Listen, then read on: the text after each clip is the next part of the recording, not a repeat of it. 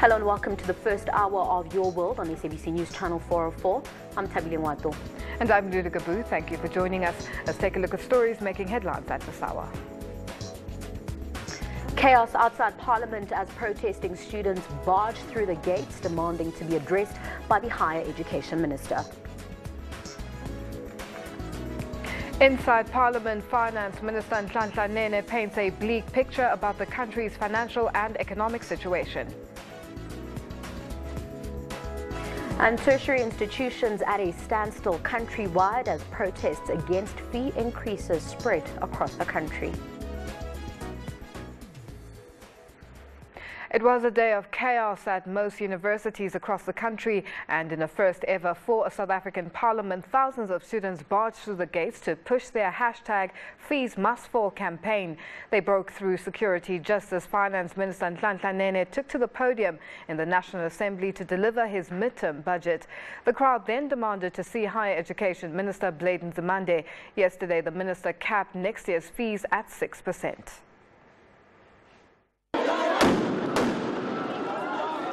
Police look to gain control over thousands of students. Minutes earlier, they'd forced their way through Parliament's gates. But police were having none of it. All I do is ask for a police officer's name and they want to arrest me. All we want to do is talk to Blade Nzimande, asking about fees. And then there came one white officer, one solitary white officer, who was never here. Are you Frank Chikane? Yes, I am. What do you think about what's going on? It doesn't really matter what I think, it's about fees. It's about fees decreasing. It's about the idea that one white officer. Why are you twisting my arm? I'm just talking, calm down. This student was lucky to escape injury, unlike another who was nearly trampled as students fled even more stun grenades. It seems most students were oblivious to the legal consequences of forcing their way into Parliament. The thing is, we've been striking the whole week and nothing's been done about it, and we know that Blade Nzimande will be in Parliament today, so we're here to talk to him directly. It's for a good cause. They need to listen. It's about time they started listening to us.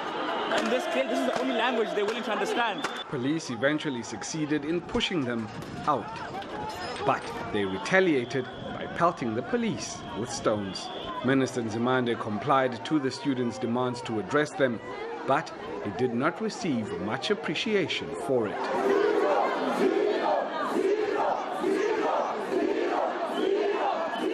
The students are demanding a freeze on student fees for next year.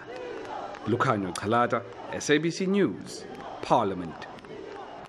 For the latest, we now cross live to our reporter Mariska Botha, who is at Parliament. Mariska, thank you very much for joining us. A day of huge tensions at Parliament. Can you please take us through the events? Well, as you saw, much of what happened was in that report there. It was a day of chaos. There were moments of absolute calm, and then the next moment the students would regroup and they would run to other entrances of Parliament, and then police would move in again and disperse them. At one stage late this evening, police formed lines and they told the students to move out of the city or they will be arrested. We saw then, of course, students hurling stones and water bottles at police, and scores of students were arrested. So to say it was a busy and eventful day at Parliament is an understatement. There were things happening every half an hour, and the scene moved up and down the precinct here in Parliament. We are standing now where most of the action started. At this gate, students pushed through, and it's here where stun grenades were fired as well. At one stage, I counted about 9 or 10 stun grenades that were fired. You cannot mistake that sound. And students, of course, running everywhere. And as I'm standing here now, I almost myself can't believe that it's this quiet now, because there was absolute chaos here. Mariska, exactly how many students were arrested? Do you have any numbers? We don't have an exact figure, but it is scores. It's definitely more than 30. The number could even be higher because we saw police intermittently taking students to vans to be taken away.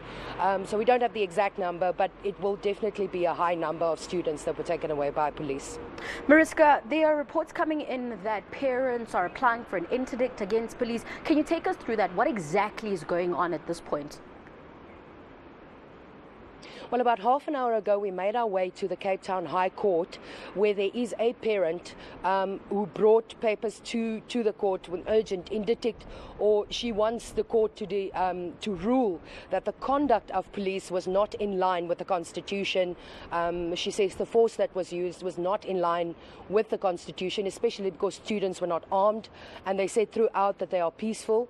They were singing and chanting and dancing outside, but she said they were never violent, and she's highly concerned about the conduct of police, and she is now, as we speak, she is in the High Court, and that case is proceeding. Mariska, where to from now? Well, we spoke to some of the students earlier.